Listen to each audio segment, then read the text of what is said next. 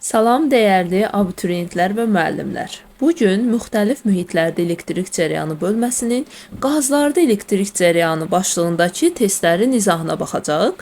Videoya keçməzdən əvvəl videomu bəyənib kanalıma abunə olmağı unutmayın. Gəlin elə isə suallarımızın izahına başlayaq. Bir nömrəli sualda mənə deyir ki, plazma nəyə deyilir? Uşaqlar, plazma qazın qismən və ya iyonlaşmış halı, tamamilə iyonlaşmış haldır. Qismən və ya tamamilə iyonlaşmış qaza deyilir plazma. Baxıram, burada da cavab onda olur C variantı. Gəlirəm 2 nömrəli suala. Qaz boşalması nəyə deyilir? Baxın, normalda qazlardan elektrik cərəyanı keçmir. Amma biz qazları iyonlaşdıranda ondan elektrik cərəyanı artıq keçə bilir. Elektrik cərəyanının keçməsinə qaz boşalması deyilir. Deməli onda nə oldu? Qazdan cərəyan keçmə prosesinə deyilir qaz boşalması. 3. Qaz boşalması voltamper xarakteristikası verilmişdir.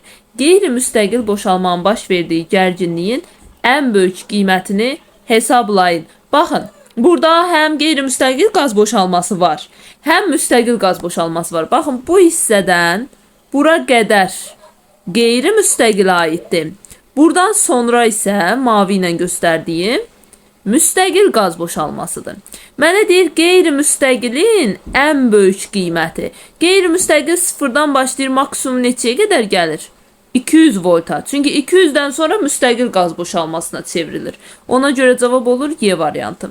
4. Qaz boşalmasının voltamper xarakteristikası verilmişdir. Müstəqil boşalmanın baş verdiyi gərginliyin ən kiçik qiyməti. Dedik, baxın, sıfırdan bura qədər qeyri-müstəqildir. Bu nöqtədən başlayaraq müstəqildir. Müstəqilin ən kiçik qiymətini istəyirsə, yəni onun başladığı nöqtəni götürürəm. Müstəqil hansı nöqtədən başlayıb? Baxın, bu nöqtədən. Yəni cavab olur 200 volt. Y variantı. Gəlirəm 5 nömrəli suala. Aşağıdakı cisimlərin hansında maddə plazma halındadır? Reklam borusunda uşaqlar. İşıqlanan reklam borusunda maddə yəni qaz iyonlaşmış halda olur. Bu halda da plazma deyilir. Sonra 6. Qazlarda elektrik yük daşıyıcıları hansı zərrəciklərdir? Uşaqlar, qazlarda əsas yük daşıyıcılar, belə deyim, hər üçüdür. Qazlarda həm sərbəst elektronlar var, həm müsbət yüklü iyonlar var, həm mənfi yüklü iyonlar var. Yəni hər üçü qazlarda iştirak edir. Ona görə cavab olur Y variantı. Məsələn, metallarda yalnız sərbəst elektronlardır. Sonra elektrolitlərdə müsbət və mənfi yüklü iyonlardır. Yarımkeçiricilərdə elektron və deşiklərdir. Amma qazlarda hamısı var. Yəni sərbəst elektron da var, müsbət mənfi yüklü iyon da var. Gəlirəm 7 nömrəli suala. Hansı təbiət hadisəsi zamanı qaz boşalması baş verir? Əlbəttə ki, ildırım çaxmasında. İldırımın baş verən zaman isə qığılcımlı qaz boşalması baş verir. 8. Elektronun keçdiyi sürətləndirici sahədə potensiallar fərqi ən azı nə qədər olmalıdır ki, elektron kripton atomunu iyonlaşdıra bilsin. Yəni U-dan söhbət gedir, unu istəyir məndən. Deməli, burada mən belə bir şey edəcəm. W bərabərdir enerji, Y U-ya. Buradan da unu tapacağım. U bərabərdir W bölünsün Y-yə. W-nu verib 2 tam %24 vurulsun 10 üstü mənfi 18 bölünsün 1 tam onda 6 vurulsun 10 üstü mənfi 19. 2 tam %24 məncə gedər ixtisar. Buradan ixtisar aparsaq neçəyə gedər bunlar? Buradan sıfırını çəksəm, bura bir sıfır gələr. Belə olar ifadəm. 224 vurulsun 10 üstü mənfi 18 bölünsün 160 vurulsun 10 üstü mənfi 19. İndi 224-lə də 160 məncə 4-ə ixtisar gedər. Aparsam 40 düşər. 4-ə bunu ixtisar aparsam, deməli 56 düşər. 56 da məncə 4-ə ixtisar gedir. 10 düşür. Bu da 4-ə ixtisar aparsam bir dəfə 16, 14. Deməli, yuxarıda nə qalır? Yuxarıda qalır 14 vurulsun 10 üstü mənfi 18. Bu 10-u da bunun üzərinə vuranda edir 10 üstü mənfi 18. Bu da sürətə qalxanda 10 üstü mənfi 18-lər gedir, qalır 14 volt. Yəni cavab olur Y variantı. 9 nömrəli sual. Elektrik sahəsinin intensivliyin hansı minimal qiymətində qaz molekularının iyonlaşması baş verər? Deməli, W bərabərdir YU. Unu da Y vurulsun L-dən açıram. YL. Buradan da Y-ni tapanda Y bərabər olur. W bölünsün kiçik Y vurulsun L-ə. Bərabərdir. W-nu verib 1,6 vurulsun 10 üstü mənfi 18 Balaca yeni verib 1,6 vurulsun 10 üstü mənfi 19 vurulsun. El isə 10 mikrometrdir. Yəni 10 üstü mənfi 6, 10 vurulsun 10 üstü mənfi 6 metrdir. Aha. İndi bunu hesablayanda 1,6 ilə ixtisar gedər. Sürətdə 10 üstü mənfi 18 qalır. Məxrəcdə də toplayanda 10 üstü mənfi 5 ilə 10 üstü mənfi 9'u edir 10 üstü mənfi 24. Bu da sürətə qalxanda müsbət olaraq qalxır. Qalır 10 üstü müsbət 6. Yəni cavab olur A variantı. Keçirəm növbəti sualı. 10 nömrəli sualda bizə deyir ki, elektrik sahəsinin intensivinin hansı minimal qiymətində qaz atomlarının iyonlaşması baş verər. Yenə yazıram W bərabərdir YU. Bunu da açıram YL. Buradan Y'ni istəyir. Y bərabərdir W bölünsün E vurulsun L-ə. O da bərabərdir. W nə qədərdir? 2,4 vurulsun 10 üstü mənfi 19 bölünsün 1,6 vurulsun 10 üstü mənfi 19 bir də vurulsun 0,5 vuraq 10 üstü mənfi 6. Deməli, buradan mən ixtisarlarımı aparsam. Baxın, sıfırlarımı çəksəm buradan. 24 ilə 16'nın hər ikisini 4'ə apara bilərəm. Burada 4 düşər, burada isə 6 düşər. Əslində bunu 8'ə aparmaq olardı. Da apardım. 2, burada 3 düşdü. Deməli, məxrəcdə 2'ni baxın, 0,5'ə vursam 1 edəcək. 3 vurulsun 10 üstü mənfi 19 bölünsün. Məxrəcdə bu 1 etdi. 10 üstü mənfi 9 ilə mənfi 6 da 10 üstü mənfi 25 edir. Sürətə də qaldırsam 3 vurulsun 10 üstü.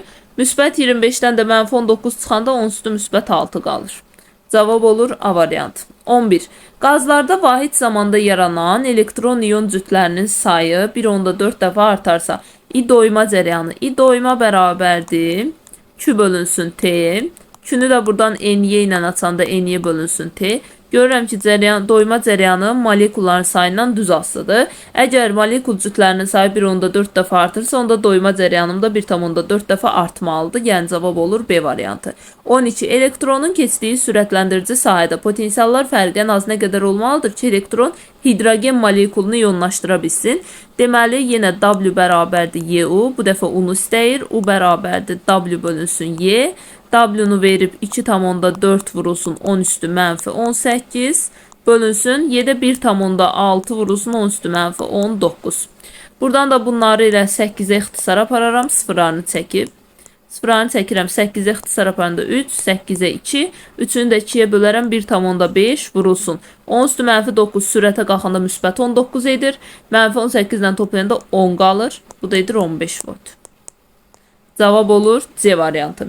Keçirəm növbəti suala. Qaz atomunun iyonlaşma enerjisinin elektronun sərbəst qaçış yolunun uzunluğundan asılı qrafiki hansıdır? Yadınızda saxlayın ki, bu iyonlaşma enerjisi nə sürətdən, nə Y-dən, nə L-dən heç birindən asılı deyil. Ona görə cavab C variantıdır. Keçirəm növbəti suala. Qaz atomunun iyonlaşma enerjisinin elektron sürətindən, baxın, sürətdən də asılılığı yoxdur. Cavab B-dir. 15. Müstəqil qaz boşalması zamanı elektronun növbəti toqquşmaya qədər aldığı impulsu hansı ifadəyə təyin olunur? Bunu belə yazacağım. Deməli, Y kinetik bərabərdir mv kvadratı bölünsün 2. O da bərabərdir YU. Buradan YU-nu açıram YY L-lə. YL. İndi mən kinetik mv kvadratından açdım. Bizdən impuls istəyir. Onda mən kinetikin bu düsturundan yox, istifadə edərəm P kvadratı bölünsün 2m düsturundan. P kvadrat bölünsün 2m bərabərdir YY L-ə. Burada da bizdən nə istəyir? İmpulsunu istəyir. P bərabər olur, onda kök altında 2 m y L şəklində. Yəni cavab olur D variantı. 16 nömrəli sual. Açar sözlərdən hansı ardıcılıqla istifadə etməklə mətn tamamlama olar? Elektrik sahəsində yükü zərrəciklərin nizamlı hərəkətinə elektrik cərəyanı deyilir. Metallarda elektrik cərəyanı elektronların köməyi ilə, elektrolitlərdə müsbət və mənfi iyonların köməyi ilə, sonra vakum diodunda elektronların köməyi ilə, vakum diodunda da elektronlar olur.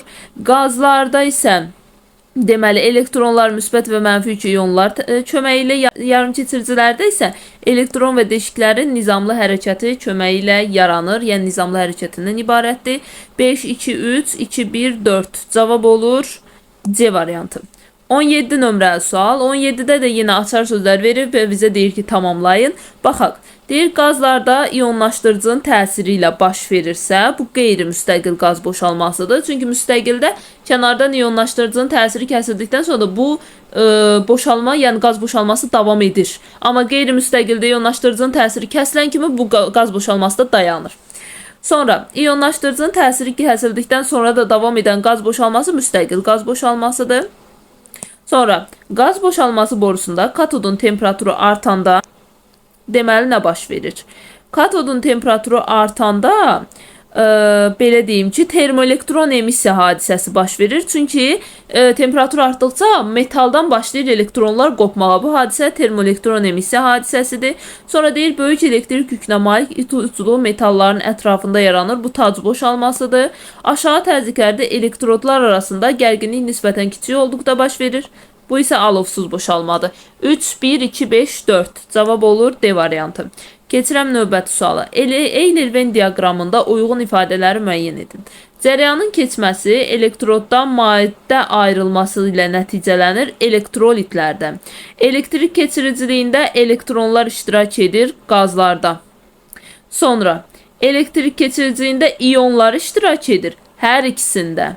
Müstəqil boşalma hadisəsi ilə baş verə bilir qazlar. Sonra zərbə ilə iyonlaşma yenə qazlarda olur. 1, 3, 2, 4, 5. Cavab olur A variantı. Bu şəkildə.